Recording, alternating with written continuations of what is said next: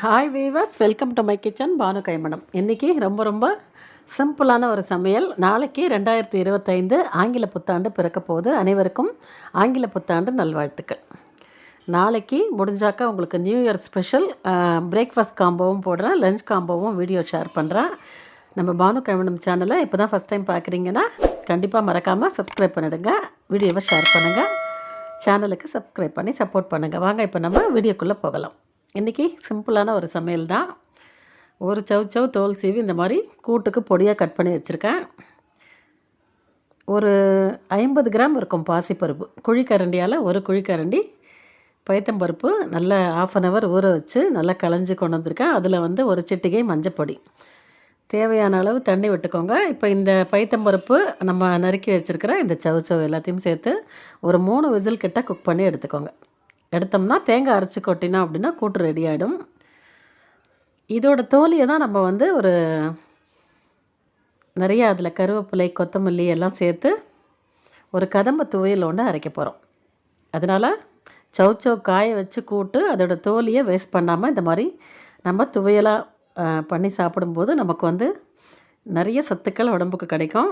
ரொம்ப சிம்பிளாகவும் இருக்கும், ரொம்ப டேஸ்டியாகவும் இருக்கும். அதுக்கு இடையில் இந்த மாதிரி மிட் மார்னிங்கில் ஒரு எம்மையான ஒரு மசாலா மோர் குடிக்கிற பழக்கம் இருக்குது. ஒரு 2 பேருக்கு மோரும் செஞ்சுக்கிட்டேன். இடையில் சின்ன ஜாரில் ஒரு துண்டு இஞ்சி, 2-3 ஆறுக்கு கருவேப்பிலை, ஒரு 4 ஆறுக்கு கொத்தமல்லி, ஃப்ரெஷ்ஷான கொத்தமல்லி சேர்த்துருக்கேன். தூள் பெருங்காயம் கொஞ்சம் சேர்த்துக்கோங்க. இப்போ இதில் நல்லா புளிக்காத தயிராக இருந்தாலும் சரி, கொஞ்சம் மிதமான புளிப்பு இருக்கிற தயிராக இருந்தாலும் சரி, ஒரு 2 கரண்டி போட்டு நல்லா அரைச்சி எடுத்துகிட்டு வந்துடலாம். இந்த மாதிரி மிட் மார்னிங்கில் இந்த 11 மணி 12 மணிக்கு நீங்கள் டீ காஃபிலாம் குடிக்காமல் இந்த மாதிரி மோர் குடிக்கும்போது உங்களுக்கு கருவேப்பிலை, கொத்தமல்லி, இஞ்சியோட உங்களுக்கு நமக்கு வயிற்றுக்கு எந்த பிரச்சனையும் பண்ணாதுங்க. டைஜஷன் ப்ராப்ளமும் நமக்கு நல்லாயிருக்கும். கால்சியம் சத்தும் பார்த்திங்கன்னா இந்த மோரில் நமக்கு கண்டிப்பாக கிடைக்கும். கண்டிப்பாக நீங்கள் காஃபி, டீ சாப்பிட்ற பழக்கம் இருக்குன்னா அதை விட்டுட்டு உங்களுக்கு மோர் சாப்பிட்ற பழக்கம் இருக்குது, மோர் பிடிக்கும் அப்படின்னா இந்த மாதிரி நீங்கள் கண்டிப்பாக செஞ்சு சாப்பிட்டு பாருங்கள். உங்களுக்கு நிறைய ஹெல்த் பெனிஃபிட் கிடைக்கும். இப்போ 2 பேருக்கு நல்ல எம்மையான மசாலா மோர் இடையில நான் போட்டுக்கிட்டேன். இதை குடிச்சிக்கிட்டே நம்ம வேலையை பார்க்கலாம் வாங்க.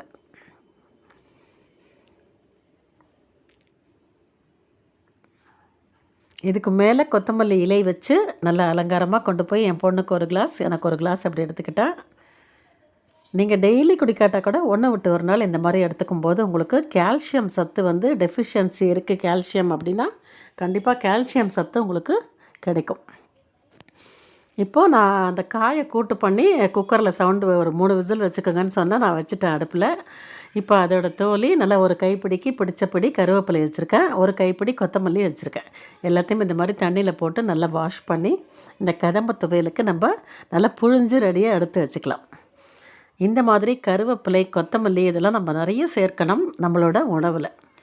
கண்டிப்பாக வாரத்தில் 2 நாளைக்கு நீங்கள் இந்த மாதிரி அந்த கருவேப்பிலை, கொத்தமல்லியை அதிகமாக பயன்படுத்தி துவையலோ சட்னியோ பண்ணி சாப்பிடும்போது நம்ம உடம்புக்கு அவ்வளோ நல்லதுங்க.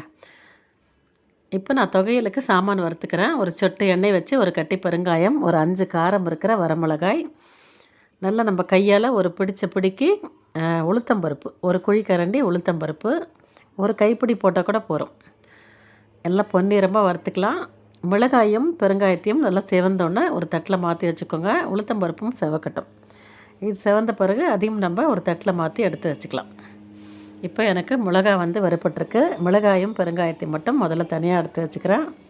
நீங்கள் அதிலே விட்டீங்க அப்படின்னா மிளகாய் கருகி போயிடும், அதனால் தனியாக எடுத்து வச்சுக்கோங்க. இப்போ உளுத்தம்பருப்பு நல்லா சிவந்து வரட்டும். நாளைக்கு நியூ இயர் அப்படிங்கிறதுனால நாளைக்கு மார்னிங் நான் பண்ணுற பிரேக்ஃபாஸ்ட்டையே அப்படியே ஷேர் பண்ணலான் இருக்கேன். உங்களுக்கு என்ன மாதிரி பிரேக்ஃபாஸ்ட் காம்போ வேணும், லஞ்ச் காம்போ வேணும் அப்படிங்கிறத மறக்காமல் கமெண்ட்டில் பதிவிடுங்க. முடிஞ்சால் நான் அதை எடுத்துக்கிட்டு அதே மாதிரி பண்ணுறதுக்கு ட்ரை பண்ணுறேன். உங்களுக்கு என்ன ஸ்வீட் பிடிக்கும், என்ன டிஃபன் வேணும், அது இட்லியா, பொங்கலா, பூரியா, உங்களுக்கு என்ன சாய்ஸ் இருக்குது அப்படிங்கிறத மறக்காமல் கமெண்ட்டில் சொல்லுங்கள். ஒரு வெங்காயம், நல்ல பெரிய வெங்காயம், ஒரு வெங்காயம் பொடியாக கட் பண்ணி எடுத்துக்கிட்டேன். இந்த துவையலுக்கு இதையும் நம்ம வதக்கி அரைக்கும்போது துவையல் டேஸ்ட்டாக இருக்கும். அதோடு இது மிச்சமாச்சு அப்படின்னா ராத்திரி இட்லி, தோசைக்கெலாம் கூட இது நம்ம சட்னி மாதிரி 2 in 1 பயன்படுத்திக்கலாம். நீங்கள் உங்களுக்கு தக்காளி பிடிக்கும்னா கூட வச்சுக்கலாம். நான் இன்றைக்கி தக்காளி வைக்கல, அதுக்கு பதில் புளி சேர்த்துக்கிட்டேன். நீங்கள் இதில் ஒரு தக்காளி கூட வதக்கி அரைக்கலாம், ரொம்ப டேஸ்ட்டாக இருக்கும். இட்லி தோசைக்கெல்லாம் சட்னியாகவும் யூஸ் ஆகும் உங்களுக்கு.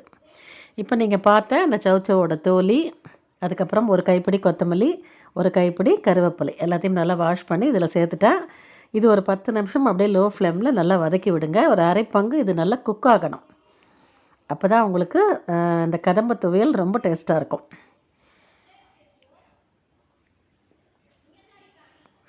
இதுலேயே நீங்கள் தேங்காய் பிடிக்கும் அப்படின்னா கூட கொஞ்சம் தேங்காய் வச்சுக்கோங்க. நான் வந்து கூட்டில் தேங்காய் அரைச்சி விட்டுருக்கேன் அப்படிங்கிறதுனால இதில் வந்து நான் தேங்காய் யூஸ் பண்ணல. உங்களுக்கு தேங்காய் பிடிக்கும்னா நீங்கள் இந்த துவையலில் கூட ஒரு கப்பு தேங்காய் வச்சிங்கன்னா கூட இன்னும் டேஸ்ட்டாக இருக்கும். இப்போ இதுக்கு தேவையான கல்லுப்பு, இந்த துவையலுக்கு தேவையான புளி சேர்த்துருக்கேன். எல்லாத்தையுமே இந்த கருவேப்பிலை, கொத்தமல்லி, இந்த சௌச்சோ தோலியோடு சேர்த்து நல்லா வதக்கி விடுங்க. இது ஆறின பிறகு நம்ம அரைச்சிக்கலாம். அப்படியே ஆறட்டும். இப்போ மிக்ஸி ஜாரில் மிளகாய் வத்தல், பெருங்காயம், உளுத்தம்பருப்பு மட்டும் சேர்த்து இந்த மாதிரி பவுடராக பொடி பண்ணிக்கோங்க கரகரன்னு. அதுக்கப்புறம் நீங்கள் ஆறின இந்த சாமான்களை இதோட சேர்த்து கொஞ்சம் கரகரப்பாக துவையலை வந்து விப்பரில் விட்டு விட்டு பண்ணிங்கன்னா கரகரப்பாக வரும். இப்போ துவையல் அப்படின்னா அது கொஞ்சம் கரகரப்பாக இருந்தால் தான் சாதத்தில் பிசைஞ்சு சாப்பிடும்போது உங்களுக்கு நல்லாயிருக்கும். இந்த மாதிரி கொஞ்சமாக நரப்பாக அரைச்சி எடுத்துக்கோங்க. தண்ணிலாம் விடக்கூடாது. சொட்டு சொட்டாக தண்ணி, ஒரு சொட்டு தண்ணி 2 தடவை சேர்த்து அரைச்சிங்க அப்படின்னா இந்த மாதிரி கெட்டிமாக கிடைக்கும். இதே மிச்சமாகிடுச்சு அப்படின்னா ராத்திரி நம்ம அதை கொஞ்சம் தண்ணி விட்டு சட்னி மாதிரி பண்ணி கூட இட்லி, தோசை எல்லாத்துக்குமே தொட்டுக்கலாம். வேஸ்ட் பண்ண வேண்டாம். இப்போ நமக்கு காய் வெந்து ரெடியாக இருக்குது. துவையல் அரைச்சி ரெடியாக வச்சுட்டேன். அடுத்தது இந்த கூட்டுக்கு நம்ம தேங்காய் ஒரு விழுது அரைச்சி கொட்டலாம். இப்போ இந்த பாசிப்பருப்பு, சௌச்சோ 3 விசிலில் சூப்பராக குக் ஆகிருக்கு. ஒரு 2 பத்தை அளவுக்கு தேங்காய் கட் பண்ணி சேர்த்துருக்கேன் மிக்ஸி ஜாரில். ஒரே ஒரு வரமிளகா, காரம் இருக்கிற வரமிளகா ஒன்று சேர்க்குறேன். இவ்வளோ தான் எங்களுக்கு காரம். உங்களுக்கு காரம் அதிகம் பிடிக்கும்னா 2 மிளகாய் கூட நீங்கள் சேர்த்துக்கோங்க. இப்போ ஒரு 1/4 டீஸ்பூனுக்கு ஜீரகம் பச்சையாக சேர்த்துக்கோங்க. ஒரு 1/4 டீஸ்பூன் ஜீரகம் எல்லாமே பச்சையாக தான் சேர்க்குறேன். இதை நம்ம மிக்சியில் அரைச்சி இந்த மாதிரி இந்த வெந்த பருப்பு காயோட கொட்டி ஒரு 5 நிமிஷம் நல்லா கொதிக்கட்டும். இப்போ இந்த கூட்டுக்கு நம்ம ஒரு தாளிப்பு செஞ்சுக்கலாம். கூட்டு சல்லுன்னு கடுக்காமல் இருக்கணும் அப்படிங்கிறதுக்காக ஒரு சின்ன சைஸ் தக்காளி பழம் எடுத்து பொடியாக கட் பண்ணி வச்சுருக்கேன் இந்த மாதிரி. இப்போ நம்ம கூட்டுக்கு தாளிக்கலாம். கூட்டுக்கு தேவையான எண்ணெய் வச்சுருக்கேன் கடாயில். கடுகு தாளித்து கொட்டிக்கோங்க. எண்ணெய் காஞ்சோன்னே கடுகு போட்டு, கடுகு நல்லா பொரிஞ்சு வெடித்து வந்தோன்னே ஒரு 1/4 டீஸ்பூன் உளுத்தம்பருப்பும் சேர்த்துக்கோங்க. அதுவும் சிவந்து வந்ததுக்கப்புறம் நம்ம வந்து ஒரே ஒரு தக்காளி பழம் நல்லா பொடியாக கட் பண்ணி வச்சுருக்கோம், அதையும் சேர்த்துக்கலாம். இப்போ இந்த கூட்டுக்கு தேவையான பெருங்காயம், எப்போவுமே கூட்டில் கட்டியாக போட்டோம் அப்படின்னா நமக்கு வாயில் வந்து கடிப்படும். அதனால் தூள் பெருங்காயம் சேர்த்துக்கோங்க. பெருங்காயத்தை சேர்த்துட்டு நம்ம நறுக்கி வச்சுருக்கிற அந்த தக்காளி பழத்தையும் சேர்த்து ஒரு 5 நிமிஷம் நல்லா வதக்குனிங்கன்னா போகிறோம். அவ்வளோதான். இதை தூக்கி அப்படியே நம்ம அந்த வெந்த பருப்பு, காய், தேங்காயில் கொட்டினோம் அப்படின்னா இந்த தக்காளியும் கொட்டி இன்னும் ஒரு 5 நிமிஷம் கொதிக்க வச்சிங்க அப்படின்னா மொத்தமே 10 நிமிஷத்தில் உங்களுக்கு கூட்டு ஜம்முன்னு ரெடி ஆகிடும். இப்போ இதை நான் நல்லா ஒரு 5 நிமிஷம் வதக்கிட்டேன். இதை அப்படியே நான் வந்து கூட்டில் வந்து மாற்றி ஒரு 5 நிமிஷம் கொதிக்க வச்சுக்கிறேன். இப்போ இந்த கூட்டுக்கு தேவையான கருவேப்பிலை, இப்போ தேங்காய், காய் எல்லாமே கொதிச்சிட்ருக்கு. இது ஒரு 5 நிமிஷமாக கொதிக்குது. இதில் இப்போ நம்ம வதக்கின இந்த தாளிப்பு, தக்காளி எல்லாத்தையுமே சேர்த்து ஒரு 5 நிமிஷம் நல்லா கொதிக்க வச்சுருங்க. கூட்டு ஜம்முன்னு ரெடி ஆகிடும். இது சாதத்தில் நெய் விட்டு பசைஞ்சு சாப்பிட்லாம். வத்த குழம்பு வச்சிங்கன்னா கூட இந்த மாதிரி கூட்டு பண்ணிங்கன்னா அருமையாக இருக்கும். கண்டிப்பாக செஞ்சு பாருங்கள். இன்றைக்கி ரொம்ப சிம்பிளான ஒரு சமையல். நாளைக்கு நியூ இயருக்கு ரொம்ப சூப்பரான ஒரு பிரேக்ஃபாஸ்ட் காம்போ, லஞ்ச் காம்போவோடு நான் உங்களை மீட் பண்ணுறேன். இந்த கதம்ப துவையல், இந்த சௌச்சோ கூட்டு உங்களுக்கு பிடிச்சிருந்தது அப்படின்னா மறக்காமல் நம்ம பானுகாய் நம்ம சேனலை சப்ஸ்கிரைப் பண்ணிவிடுங்க. வீடியோவை ஷேர் பண்ணிக்கோங்க. மறக்காமல் அந்த லைக் பட்டனையும் அப்படியே தட்டி விட்டுருங்க. மீண்டும் ஒரு முறை உங்கள் எல்லாருக்கும் ஆங்கில புத்தாண்டு நல்வாழ்த்துக்கள். Happy new year 2025. Thanks for வாட்சிங்.